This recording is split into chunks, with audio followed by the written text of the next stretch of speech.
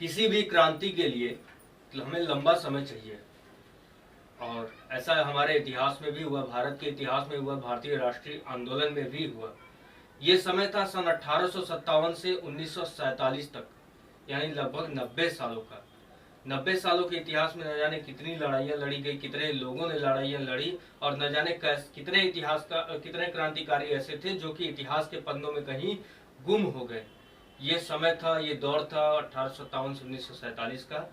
और आज के वीडियो में हम जानेंगे कि किस तरह से कुछ ऐसे भी समाज सुधारक रहे, कुछ ऐसे भी क्रांतिकारी रहे जिन्होंने कि बिना हथियार के लड़ाइयाँ लड़ी, बिना एक शस्त्र नहीं उठाए। जिस प्रकार महाभारत के युद्ध में भगवान श्री कृष्ण ने बिना हथियार उठाए कौरवों को पराजित कर दिया, धर्म पर अधर्म पर धर्म की जीत करा दी, ठीक उसी प्रकार से हमारे यहाँ भी कुछ ऐसे समाज सुधारक थे, कुछ ऐसे क्रांतिकारी थे जिन्होंने कि बिना हथियार उठाए केवल कलम की ताकत और ज्ञान की ताकत से, ज्ञान को ही हथियार बना करके उन्होंने अंग्रेजों के खिलाफ इस्तेमाल किया। तो स्वागत है आप सबका फिर से हमारे YouTube चैनल में। आज हम पढ़ेंगे 19वीं सदी के धार्मिक आंदोलनों के बारे में और किस तरह से इन धार्मिक आंदोलनों ने समाज की दशा और दिशा दोनों बदल दी। आइए चलिए देखते हैं। तो रिक्वेस्ट करूंगा आप सबसे कि प्लीज यदि आपने अभी तक हमारे चैनल को सब्सक्राइब नहीं किया तो सब्सक्राइब करें और वीडियो को पूरा देखें।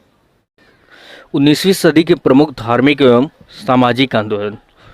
देखिए, भारतीय राष्ट्रीय आंदोलन के इतिहास में 19वीं सदी का विशिष्ट स्थान है। इस सदी के प्रारंभिक समय तक भारतीय सभ्यता एवं संस्कृति पाश्चात्य सभ्यता एवं संस्कृति से आक्रांत थी। उस काल में तथाकथित शिक्षित भारतीय अंग्रेजी भाषा, पोशाक, साहित्य व पाश्चात्य ज्ञान को श्रेष्ठ मानते थे। परिणाम स्वरूप भारतीय सभ्यता एवं संस्कृति के अस्तित्व पर प्रश्न चिन्ह लग गया था। ऐसे संक्रमण काल में विविध धार्मिक एवं सामाजिक आंदोलनों का प्रादुर्भाव हुआ। इन आंदोलनों ने एक ओर जहां धार्मिक एवं सामाजिक सुधारों का आह्वान किया, वहीं दूसरी तरफ भारत के गौरवशाली अतीत को प्रकाशित कर भारतीयों को निज सभ्यता एवं संस्कृति के प्रति आकृष्ट किया। ये धर्म सुधार आंदोलन तथ्यतः राष्ट्रीय थे, लेकिन रूपतः धार्मिक। 19वीं सदी के इन विविध धार्मिक एवं सामाजिक आंदोलनों ने भारतीय जनमानस को विशेष रूप से प्रभावित किया। भारत को पश्चिमी सभ्यता का अंग बनने से रोकना, भारतीयों में आत्मगौरव एवं आत्मविश्वास उत्पन्न करना, परंपरागत धर्म एवं समाज में विभिन्न परिवर्तन करना तथा नवीन भारत का निर्माण करना इन आंदोलनों की आधुनिक भारत को देन है। यद्यपि इन आंदोलनों का सूत्रपात आधुनिक पश्चिमी संस्कृति के संपर्क से हुआ था, परंतु अंततः इसने पाश्चात्य विश्व की ही एक विरासत के विनाश का मार्ग प्रशस्त किया। भारत को पाश्चात्य विश्व की विरासत थी। ब्रिटिश साम्राज्यवादी शोषण एवं उसके विनाश का मार्ग था भारतीय स्वतंत्रता संग्राम। भारत में धार्मिक एवं सामाजिक आंदोलनों के उद्भव के विविध कारण थे। मुगल साम्राज्य के पतन के बाद भारत की राजनीतिक एकता पूरी तरह से नष्ट सी हो गई थी। अंग्रेजों ने इसे और भी कमजोर किया और धीरे धीरे करके इसे नष्ट कर दिया। जैसे जैसे भारत पर अंग्रेजी प्रभुत्व बढ़ा, शोषण की गति तेज होती गई। इसका भारत के सामाजिक जीवन पर घातक प्रभाव पड़ा। आर्थिक विपन्नता के साथ सामाजिक कुरीतियां, भेदभाव एवं धार्मिक अंधविश्वास बढ़ते गए। बावजूद इसके कुछ ऐतिहासिक शक्तियां सक्रिय थीं, जिनसे भविष्य में महत्वपूर्ण परिवर्तन हुए। प्रमुख दो शक्तियों में प्रथम पश्चिम की आधुनिक संस्कृति के भारत पर प्रभाव से अवतरित हुई एवं द्वितीय इस संपर्क के विरोध स्वरूप भारतीय जनता की प्रतिक्रिया से हुआ। दोनों शक्तियों के सम्मिलित प्रभाव से विभिन्न धार्मिक एवं सामाजिक आंदोलनों का सूत्रपात हुआ। सन 1813 ईस्वी के पश्चात ईसाई पादरियों का भारत में बृहद पैमाने पर आगमन हुआ। इन ईसाई धर्म प्रचारकों ने सामाजिक कुरीतियों को धर्म में सम्मिलित करके हिंदू एवं मुस्लिम दोनों ही धर्मों पर प्रहार करना प्रारंभ किया। इससे धर्मांतरण की प्रवृत्ति का व्यापक विकास हुआ। असंख्य हिंदुओं ने ईसाई धर्म स्वीकार किया। धर्मांतरण की इस बढ़ती प्रवृत्ति पर अंकुश लगाने के निमित्त अनेक हिंदू एवं मुसलमान अग्रसर हुए। इनके सम्मिलित प्रयासों से अनेक धार्मिक एवं सामाजिक आंदोलन हुए। 19वीं शताब्दी के धार्मिक एवं सामाजिक आंदोलनों को भारतीय प्रेस ने भी काफ़ी प्रोत्साहित किया। प्रेस यानी जिसको उस समय छापा खाना कहते थे, की स्थापना हो जाने से विचारों के आदान प्रदान में सुविधा हो गई। इससे ऐसे समाचार पत्र, पत्रिकाएं, पुस्तकें आदि प्रकाशित हुईं जिनमें न केवल अंग्रेजों के दुर्व्यवहार की घटनाएं छपती थी, अपितु भारतीय राष्ट्रवादियों के विचार भी छपते थे। इन साहित्यिक क्रियाकलापों ने भारतीयों के प्रति अंग्रेजों के व्यवहार का ज्ञान कराया, जिससे भारतीयों में आत्मसम्मान की सुरक्षा की भावना जागृत हुई। इस प्रकार के प्रयत्नों से भारतीयों ने अपने समाज एवं धर्म की रक्षा हेतु प्रयत्न प्रारंभ किए। इन आंदोलनों के श्री गणेश में अंग्रेजी भाषा की शिक्षा का विशिष्ट योगदान रहा। अंग्रेजी भाषा ने पश्चिमी संस्कृति एवं सभ्यता से परिचित कराया। पश्चिम के स्वतंत्रता, समानता, लोकतंत्र एवं राष्ट्रीयता के विचारों से प्रभावित हुए। मैजिनी, गैरिबाल्डी की जीवनियां उनके लिए प्रेरणा स्रोत बनी। अंग्रेजी के अध्ययन ने आधुनिक भारत के निर्माण में योगदान किया और विविध धार्मिक सामाजिक आंदोलनों का मार्ग प्रशस्त किया। पश्चिम के वैज्ञानिक ज्ञान, बुद्धिवाद एवं मानवतावाद के सिद्धांतों का भारतीय जनमानस पर व्यापक प्रभाव पड़ा। वे नवीन ज्ञान के सिद्धांतों की सहायता से अपने समाज के उत्थान में लग गए। साथ ही साथ समाज के कतिपय वर्ग यथा पूंजीपति वर्ग, श्रमजीवी वर्ग एवं आधुनिक बुद्धिजीवी वर्ग पाश्चात्य विचारों को इस कारण भी अपनाना चाहते थे ताकि देश का आधुनिकीकरण हो। इससे इन सामाजिक वर्गों को अपना हित साधने का भी अवसर मिलता। क्रमशः अन्य सामाजिक वर्गों पर भी पाश्चात्य ज्ञान, बुद्धिवाद व मानवतावाद का प्रभाव पड़ा। भारतीयों के साथ ही साथ कतिपय यूरोपीय विद्वानों यथा विलियम जोन्स, मैक्स मूलर आदि ने भी इन आंदोलनों का सहयोग प्रदान किया। इन विद्वानों ने भारतीय इतिहास, दर्शन, धर्म और साहित्य का गहन अध्ययन किया तथा भारत की प्राचीन विरासतों को प्रकाश में लाया। इन्होंने प्राचीन भारतीय ग्रंथों का सम्यक अध्ययन किया है एवं उससे प्रभावित होकर भारतीय सभ्यता एवं संस्कृति की श्रेष्ठता को हृदय से स्वीकार किया। भारतीयों को जब इनके विचारों का पता चला कि पश्चिम के विद्वान भारतीय धर्म, दर्शन, संस्कृति, साहित्य और कला को इतना श्रेष्ठ मानते हैं, तब इन्हें अपनी संस्कृति पलायन का बोध हुआ। इन्हीं सब कारणों से भारत में विविध धार्मिक एवं सामाजिक आंदोलन हुए। आइए थोड़ा थोड़ा करके इनके बारे में बारी बारी से जानते हैं। पहला है आपका ब्रह्म समाज। ब्रह्म समाज 19वीं शताब्दी का प्रथम धार्मिक व सामाजिक आंदोलन था। इसके प्रवर्तक राजा राम मोहन राय 1774 से 1833 तक इनका जीवन काल थे। राजा राम मोहन राय प्रथम भारतीय थे जिन्होंने उस सदी में भारतीय धर्म और सामाजिक कुरीतियों को दूर करने का सार्थक प्रयास किया। ब्रह्म समाज की स्थापना 20 अगस्त 1828 ईस्वी को कलकत्ता में हुई थी। यद्यपि ब्रह्म समाज राजा राम मोहन राय द्वारा ही स्थापित आत्मीय सभा जो कि 1814 ईस्वी में जिसका गठन हुआ था, इसी का रूपांतरण था।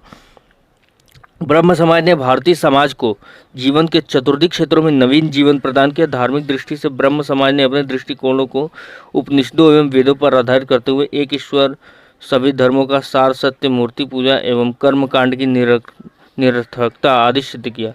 ब्रह्म समाज को न केवल हिंदू धर्म को आधुनिक व सरल बनाने का श्रेय है, अपितु भारत में अन्य धार्मिक सुधारों का मार्ग प्रशस्त करने का भी श्रेय है।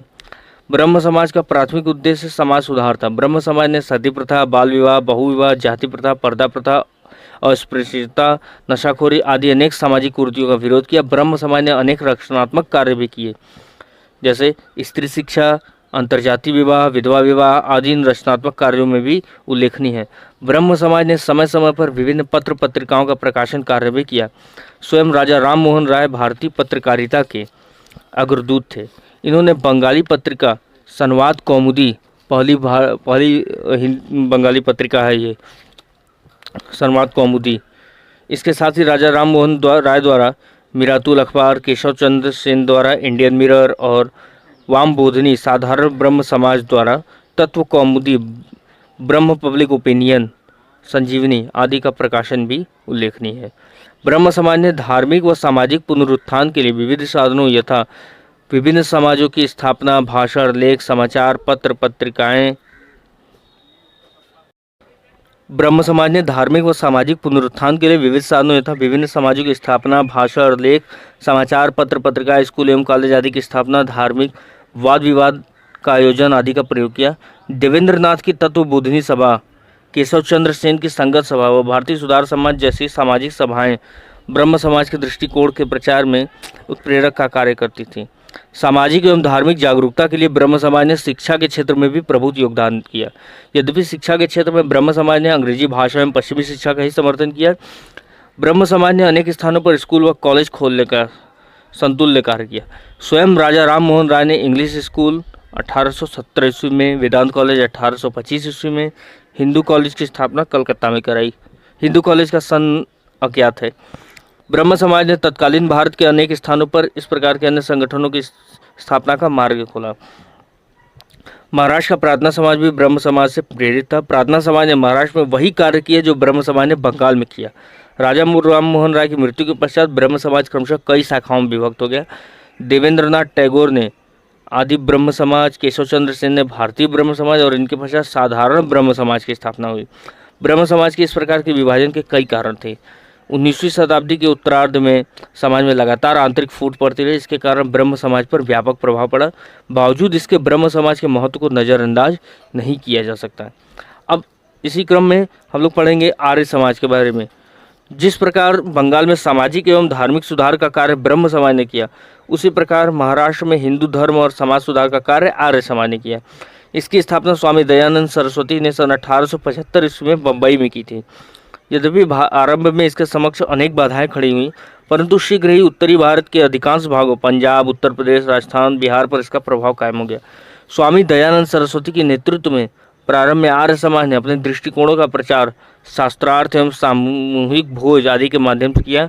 इसके बाद सत्यार्थ प्रकाश जैसी पुस्तकें लिखकर स्वामी दयानंद सरस्वती ने अपने मूल विचारों को अभिव्यक्त किया। प्रारंभ में आर्य समाज ने केवल 3 सिद्धांत रखे। वे सिद्धांत थे: आर्य समाज केवल वेदों को ही स्वतंत्र एवं अंतिम शब्द स्वीकार करेगा, आर्य समाज का प्रत्येक सदस्य अपनी आय का 1/100वां भाग आर्य विद्यालय एवं आर्य प्रकाश समाचार पत्र को देगा एवं वेदों के आधार पर शिक्षा। परंतु सन 1877 ईस्वी में इन तीनों सिद्धांतों के स्थान पर 10 सिद्धांत निश्चित किए गए।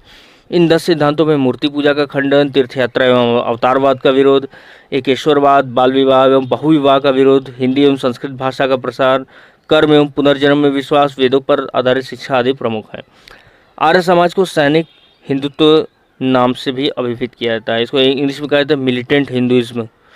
एक और जहाँ इस्लाम और ईसाई धर्म क्रमशः कुरान एवं बाइबिल को एकमात्र अपना धार्मिक ग्रंथ और मोहम्मद साहब और ईसा मसीह को क्रमशः ईश्वर और एकमात्र प्रतिनिधि स्वीकार करता है, वहीं हिंदू धर्म सभी मार्गों को उचित ठहराता है और प्रत्येक महान धार्मिक व्यक्ति को ईश्वर का प्रतिरूप स्वीकार करता है। इस प्रकार के उदारवादी दृष्टिकोण के कारण यह धर्म इस्लाम या ईसाई धर्म का मुकाबला करने में असमर्थ रहा।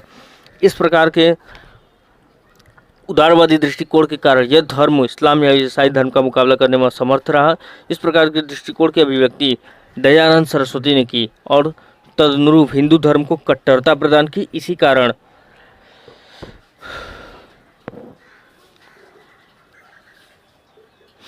इसे सैनिक हिंदुत्व भी कहा गया। Doctor R.C. मजूमदार ने कहा है कि आर्य समाज आरंभ से ही उग्रवादी संप्रदाय था। इसका मुख्य स्रोत तीव्र राष्ट्रीयता था। समानता एवं धार्मिक कट्टरता की भावना को लेकर आर्य समाज ने भारत में धार्मिक, सामाजिक, शैक्षिक और राजनीतिक क्षेत्र में काम किया। धार्मिक क्षेत्र में इसने मूर्ति पूजा, कर्मकांड, बलि प्रथा, स्वर्ग एवं नरक की परिकल्पना तथा भाग्यवाद का विरोध किया। इसने वेदों की श्रेष्ठता को स्वीकार किया और तदनुरूप मंत्र पाठ, हवन, यज्ञ, कर्म आदि पर बल दिया। सामाजिक क्षेत्र में आर्य समाज ने बाल विवाह, बहुविवाह, पर्दा प्रथा, जाति प्रथा, सती प्रथा आदि कुरीतियों का विरोध किया। आर्य समाज ने गुरुकुल, कन्या गुरुकुल और डीवी कॉलेज विविध स्थानों पर स्थापित किए। डीवी कॉलेज का पूरा नाम ही दयानंद एंग्लो वैदिक कॉलेज है, जो आज भी शैक्षिक जगत का अमूल्य भाग है। आर्य समाज ने अनेक ऐसे कट्टर व्यक्तियों के निर्माण का मार्ग प्रशस्त किया जो कट्टर हिंदू धर्म की भावना को लेकर भारतीय राष्ट्रीयता के समर्थक बने। इन व्यक्तियों में लाल बाल पाल, ठीक है, लाल बाल पाल याद रखने का ट्रिक है, लाल बाल पाल यानी लाल से लाला लाजपत राय, बाल से बाल गंगाधर तिलक, पाल से विपिन चंद्र पाल, और इसी के साथ ही गोपाल कृष्ण गोखले का भी नाम इसमें उल्लेखनीय है। आर्य समाज के प्रणेता स्वामी दयानंद सरस्वती ने ही सर्वप्रथम स्वराज शब्द का प्रयोग किया तथा विदेशी वस्तुओं का बहिष्कार और स्वदेशी वस्तुओं का प्रयोग करना सिखाया। सत्यार्थ प्रकाश के सन 1883 ईस्वी के प्रमाणिक संस्करण में उन्होंने लिखा, कोई कितना ही कहे परंतु स्वदेशी राज सर्वोपरि होता है। आर्य समाज के योगदानों में सर्वाधिक स्थायी योगदान शिक्षा के क्षेत्र में है। सन 1886 ईस्वी में लाहौर में दयानंद एंग्लो वैदिक यानी डीएवी स्कूल की स्थापना हुई, जो सन 1889 ईस्वी में डीएवी कॉलेज में परिवर्तित हो गया। सन 1902 में हरिद्वार के पास कांगड़ी में गुरुकुल विश्वविद्यालय की नींव रखी गई। इस प्रकार आर्य समाज आज भी न केवल एक जीवित आंदोलन है अपितु समाज के निम्न स्तर तक इसकी पहुंच है। आइए रामकृष्ण मिशन के बारे में जानते हैं। रामकृष्ण मिशन की स्थापना सन 1897 ईस्वी में स्वामी विवेकानंद ने अपने गुरु रामकृष्ण परमहंस की स्मृति में की। इस मिशन की शाखाएं एवं मठ न केवल भारत में स्थापित किए हैं बल्कि पाकिस्तान, बर्मा को आज म्यांमार कहा जाता है, श्रीलंका, मलेशिया, फिजी द्वीप, मॉरिशस, अमेरिका एवं यूरोप के कई देशों में स्थापित किए गए हैं। सन 1899 में रामकृष्ण मिशन से संबंध एक मठ बेलूर में स्थापित किया गया, जो आज भी भारत के विविध मठों का केंद्र स्थल है। बेलूर का रामकृष्ण मठ सन्यासियों को दूसरे मठों के संगठन एवं धर्म प्रचार के लिए प्रशिक्षित करने का कार्य करता है। यद्यपि रामकृष्ण मठ का संगठन व क्रियाकलाप रामकृष्ण मिशन से पृथक है, रामकृष्ण मिशन की स्थापना विविध उद्देश्यों के लिए की गई। मिशन मानव मात्र की सेवा को ईश्वर की सेवा मानता है। मिशन समाज सेवा व परोपकार का कार्य करता है। विभिन्न स्थानों पर मिशन ने स्थायी रूप से अस्पताल, विद्यालय, छात्रावास आदि स्थापित किए हैं। स्वामी विवेकानंद ने अपने मानवतावादी दृष्टिकोण को इस प्रकार स्पष्ट किया है कि एकमात्र भगवान जिसमें मैं विश्वास करता हूँ वह है सभी आत्माओं का कुलयुग और सबसे पहले मेरे भगवान सभी जातियों के कुष्ठ पीड़ित दरिद्र हैं। साथ ही इन्होंने लिखा कि जब तक करोड़ों लोग भूख और अज्ञान से पीड़ित हैं तब तक मैं हर उस व्यक्ति को देशद्रोही समझूंगा जो उनके खर्च से शिक्षित बनकर उनके प्रति तनिक भी ध्यान नहीं देता। स्पष्ट रामकृष्ण मिशन स्वामी विवेकानंद के सार्वभौमिक मानवतावाद की फलश्रुति है। यद्यपि रामकृष्ण मिशन अपने महान उद्देश्यों के संकल्प के बावजूद अधिक लोकप्रिय न हो सका क्योंकि इसका प्रभाव मध्य वर्गीय शिक्षित वर्ग तक ही सीमित रहा। बावजूद इसके रामकृष्ण मिशन भारतीय पुनरुद्धार आंदोलन का एक विशिष्ट अंग है। एक और जहां मिशन के प्रणेता स्वामी विवेकानंद ने संपूर्ण संसार में हिंदू धर्म और आध्यात्मवाद की श्रेष्ठता को स्थापित किया, वहीं दूसरी ओर उन्होंने हिंदुओं विशेषकर युवा पीढ़ी में आत्मविश्वास, आत्मगौरव और राष्ट्र प्रेम का संचार किया। इस संदर्भ में स्वामी विवेकानंद द्वारा बनाई गई प्रार्थना स्मरणी जो कि अंग्रेजी में है, थौ Lord of glory, O thou mother of the universe, vouchsafe manliness unto me, O thou mother of strength, take away my weakness, take away my unmanliness and make me a man. यानी ए गौरीपति, ए संसार की माता, मुझे पुरुषत्व प्रदान करो। ए शक्ति की माँ, मेरी दुर्बलता को नष्ट करो, मेरी पुरुषत्वहीनता को नष्ट करो, मुझे पुरुष बनाओ।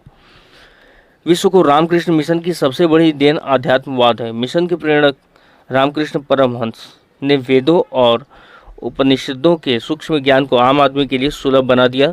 यद्यपि स्वयं रामकृष्ण ने धर्म प्रचार का कार्य नहीं किया परंतु अपने व्यावहारिक जीवन से आध्यात्मवाद का संखनाद किया एवं अपने सशक्त संखनाद से भावी पीढ़ी का प्रचारार्थ तैयार किया। Theosophical society. भारतीय राष्ट्रीय आंदोलन के इतिहास में थियोसोफिकल सोसाइटी का एक पृथक ही महत्व है। इसकी स्थापना सन 1875 में अमेरिका में मैडम हेलेना पेट्रोना ब्लावत्स्की एवं हेनरी स्टील ऑलकॉट ने की थी। सन 1892 ईस्वी में मद्रास के पास अडयार में इस समाज का मुख्यालय बना। सन 1893 ईस्वी में श्रीमती एनी बेसेंट ने इस समाज का सभापतित्व स्वीकार किया। श्रीमती एनी बेसेंट ने होम रूल लीग के माध्यम से भारतीय राजनीति में दस्तक दी और इस समाज को लोकप्रिय बनाया। यद्यपि थियोसोफिकल समाज का प्रारंभिक उद्देश्य हिंदू पुनरुत्थान आंदोलन में संलग्न रहता था परंतु यह सोसाइटी इस कार्य में सफल नहीं रही। इस समाज को सर्वाधिक सफलता समाज सुधार, शैक्षिक विकास एवं राष्ट्रीय जागृति लाने में मिली। यद्यपि इस सोसाइटी की शाखाएं संपूर्ण भारत में खोली गई परंतु इसका सर्वाधिक प्रसार दक्षिण भारत के राज्यों में हुआ। ठीक है। यंग बंगाल आंदोलन। बंगाल के प्रबुद्ध वर्ग में 19वीं शताब्दी में एक नवीन वर्ग उग्रवादी वर्ग का अभ्युदय हुआ जिन्हें रेडिकल कहा गया। इसी उग्रवादी प्रवृत्ति ने यंग बंगाल आंदोलन का मार्ग प्रशस्त किया। इसका नेतृत्व एक एंग्लो इंडियन हेनरी विलियम डेराजियो ने किया। यह आंदोलन 19वीं शताब्दी के तीसरे दशक के अंतिम वर्षों में प्रारंभ हुआ। यंग बंगाल आंदोलन के प्रणेता डेराजियो पेशे से अध्यापक थे और 1826 से 1831 तक हिंदू कॉलेज में प्राध्यापक रहे। डेराजियो फ्रांसीसी क्रांति 1789 ईस्वी से अत्यधिक प्रभावित थे। इन्होंने अपने छात्रों को विवेकपूर्ण और मुक्त ढंग से सोचने की, प्रामाणिकता की जांच करने, समानता, स्वतंत्रता, प्रेम व सत्य की पूजा करने के लिए प्रेरित किया। भारतीय राष्ट्रीय आंदोलन के एक प्रमुख नेता सुरेंद्रनाथ बनर्जी ने डेराजियो के अनुयायियों को बंगाल के सभ्यता के अग्रदूत व हमारी जाति के पिता आदि कहकर सम्मानित किया है। यंग बंगाल आंदोलन मुख्यतः देशी एवं बौद्धिक आंदोलन था। इसका प्रमुख केंद्र हिंदू कॉलेज था। हिंदू कॉलेज को ही भांति सन 1834 में बम्बई में एल्फिस्टन कॉलेज की स्थापना हुई। हिंदू कॉलेज के विद्यार्थियों का अनुकरण करते हुए एल्फिस्टन कॉलेज के विद्यार्थियों ने भी यंग बॉम्बे नामक आंदोलन चलाया था। इस प्रकार भारतीय राष्ट्रीय आंदोलन में यंग बंगाल, यंग बॉम्बे एवं यंग मद्रास जैसे बौद्धिक आंदोलन प्रारंभ हुए। ज्ञातव्य हो कि इसी काल में इटली में राष्ट्रीय क्रांति यानी जिसको कहा जाता है इटली का एकीकरण की बागडोर मेजिनी के दल यंग इटली ने संभाली। यंग इटली का भी यंग बंगाल पर व्यापक प्रभाव पड़ा। प्रार्थना समाज की स्थापना सन 1867 ईस्वी में केशव चंद्र सेन की प्रेरणा से महाराष्ट्र में हुई थी। इस समाज का संगठन नवीन ज्ञान के परिक्षेत्र में हिंदू धर्म एवं समाज में परिवर्तन लाने के लिए किया गया था। इस समाज ने अंतर जाति विवाह, विधवा विवाह, स्त्री शिक्षा आदि का समर्थन किया तथा अछूतों, दलितों एवं पीड़ितों की दशा सुधारने के निमित्त दलित जाति मंडल, समाज सेवा संघ एवं दक्कन शिक्षा सभा जैसी कल्याणकारी संस्थाओं का संगठन किया। प्रार्थना समाज को सशक्त करने में डॉक्टर आत्माराम पांडुरंग का नाम विशेष उल्लेखनीय है। डॉक्टर पांडुरंग को प्रार्थना समाज के उद्घाटन का श्रेय है। महादेव गोविंद रानाडे ने विंडो रीमैरिज एसोसिएशन की स्थापना महाराष्ट्र में की। प्रार्थना समाज की सफलता का सबसे बड़ा श्रेय रानाडे को ही है। रानाडे के शिष्य गोपाल कृष्ण गोखले ने सर्वेंट ऑफ इंडिया सोसाइटी की स्थापना की। दक्कन एजुकेशनल सोसाइटी की स्थापना रानाडे के प्रयत्नों से ही हुई। वेद समाज सन 1864 ईस्वी में केशव चंद्र सेन की मिशनरी गतिविधियों के फलस्वरूप मद्रास में वेद समाज की स्थापना हुई। सन 1871 ईस्वी में के श्री धरलू नायडू ने इसका पुनर्संगठन कर इसका नाम ब्रह्म समाज ऑफ साउथ इंडिया रखा। वेद समाज के प्रमुख नेताओं ने एन बुचिया पंतुलु एवं आर वेंकट रत्नम के नाम उल्लेखनीय है। वेद समाज दक्षिण भारत का एक प्रमुख समाज था। ठीक है। रहनुमाई भादयासन समाज, ये एक ऐसा समाज था जिसका नाम बहुत कम ही लोग सुने होंगे। 19वीं शताब्दी के धार्मिक एवं सामाजिक सुधार आंदोलनों में पारसी धर्म के अनुयायी भी अछूते नहीं रहते। सन 1851 में दादा भाई नौरोजी फरदोंजी एवं एस बंगाली आदि के प्रयास से रहनुमाई भजदयासन समाज की स्थापना हुई। इस समाज ने पारसी धर्म के अनुयायियों को आधुनिक परिवेश में ढालने का प्रयास किया और धार्मिक रूढ़िवादिता के विरुद्ध आंदोलन प्रारंभ किया। इस समाज ने महिलाओं की शिक्षा, विवाह एवं उनकी सामाजिक स्थिति को बेहतर बनाने का प्रयास किया। अहमदिया आंदोलन 19वीं सदी में धर्म एवं समाज सुधार की जो लहर भारत में उठी उससे मुस्लिम संप्रदाय भी अछूता न रहा। मिर्जा गुलाम मोहम्मद ने मुस्लिम समाज और धर्म में सुधार के लिए सन 1899 ईस्वी में एक आंदोलन चलाया जिसे इन्हीं के नाम पर अहमदिया आंदोलन कहते हैं। इसके प्रणेता ने स्वयं को हजरत मोहम्मद के समकक्ष कहा और इस्लाम को मसीहा माना। कुछ समय बाद मिर्जा गुलाम मोहम्मद ने स्वयं को कृष्ण का अवतार भी कहना शुरू कर दिया था। देखिए इतना घमंड। मिर्जा गुलाम मोहम्मद ने अहमदिया आंदोलन के सिद्धांतों की व्याख्या अपनी पुस्तक बराहीन अहमदिया में की थी। यह आंदोलन पंजाब के गुरदासपुर जिले के कादियानगर से प्रारंभ हुआ था। यह आंदोलन मुस्लिम समाज के निचले स्तर तक ही सीमित रहा। अलीगढ़ आंदोलन 19वीं शताब्दी के मुस्लिम धार्मिक एवं सामाजिक आंदोलनों की कड़ी में अलीगढ़ आंदोलन की एक पृथक भूमिका है। अलीगढ़ आंदोलन के प्रणेता सर सैयद अहमद खान थे। विश्लेषकों का ऐसा मत है कि जो कार्य हिंदुओं के लिए राजा राम मोहन राय ने किया वही कार्य भारतीय मुसलमानों के लिए सर सैयद अहमद खान ने किया। सर सैयद अहमद खान का कार्यक्षेत्र अलीगढ़ होने के कारण इनके द्वारा सृजित कार्यक्रम अलीगढ़ आंदोलन के नाम से जाना गया। सन 1864 ईस्वी में अंग्रेजी पुस्तकों का उर्दू में अनुवाद करने के लिए सर सैयद अहमद खान ने विज्ञान समाज की स्थापना की। सन 1875 ईस्वी में सैयद अहमद खान ने अलीगढ़ में मोहम्मडन एंग्लो ओरिएंटल कॉलेज की स्थापना की जो बाद में अलीगढ़ विश्वविद्यालय के रूप में विकसित हुआ। आज अलीगढ़ विश्वविद्यालय केंद्रीय विश्वविद्यालय के रूप में विकसित हो गया। अलीगढ़ विश्वविद्यालय इस आंदोलन का केंद्र बिंदु था। देवबंद शाखा एक मुसलमान उलमा ने जो प्राचीन मुस्लिम विद्या के अग्रणी थे देवबंद आंदोलन चलाया। इसके दो प्रमुख उद्देश्य थे। मुसलमानों में कुरान तथा हदीस की शुद्ध शिक्षा का प्रसार एवं विदेशी शासकों के विरुद्ध जिहाद की भावना को बनाए रखना। उलमा ने मोहम्मद कासिम ननौतवी एवं रशीद अहमद गंगोही के नेतृत्व में देवबंद के सहारनपुर में एक विद्यालय सन 1866 में खोला। इस विद्यालय में अंग्रेजी शिक्षा तथा पाश्चात्य संस्कृति पूर्ण रूप से वर्जित थी। साथ ही साथ यह अलीगढ़ आंदोलन के विपरीत था। देवबंद आंदोलन ने सन 1885 में स्थापित भारतीय राष्ट्रीय कांग्रेस का स्वागत किया। सन 1888 ईस्वी में उलमा ने सैयद अहमद खान द्वारा स्थापित संयुक्त भारतीय राजभक्त सभा एवं मुस्लिम एंग्लो ओरिएंटल सभा के विरुद्ध फतवा जारी किया। इस शाखा के एक अन्य नेता महमूद उल हसन थे। इन्होंने देवबंद शाखा के धार्मिक विचारों का राजनीतिक एवं बौद्धिक बनाया। सिंह सभा पश्चिम के विकासशील विचारों एवं तर्कयुक्त दृष्टिकोण से प्रभावित होकर सिखों ने अमृतसर में सिंह सभा आंदोलन चलाया। इससे संबद्ध एक संस्था मुख्य खालसा दीवान भी थी। इन संस्थाओं ने पंजाब में गुरुद्वारे स्थापित किए एवं विद्यालय खोले। इसका ही लघु रूप अकाली लहर थी। और इसी क्रम में अंतिम हम पढ़ेंगे अब तरुण स्त्री सभा। सन 1819 में ईसाई धर्म प्रचारकों ने कलकत्ता में तरुण स्त्री सभा स्थापित की। इस सभा का नेतृत्व J.E.D. बेटन ने किया। श्री बेटन ने सन 1849 में कलकत्ता में एक बालिका विद्यालय स्थापित किया। यह सभा स्त्री शिक्षा के लिए समर्पित थी। 19वीं शताब्दी के उपयुक्त प्रमुख धार्मिक एवं सामाजिक आंदोलन के संक्षिप्त विवेचन से स्पष्ट है कि ये आंदोलन विविध उद्देश्यों के लिए विभिन्न संप्रदायों द्वारा चलाए गए। इस काल में हिंदू, मुसलमान, ईसाई, पारसी आदि में जो जागृति आई उसने भारतीय राष्ट्रीय आंदोलन को काफ़ी प्रभावित किया।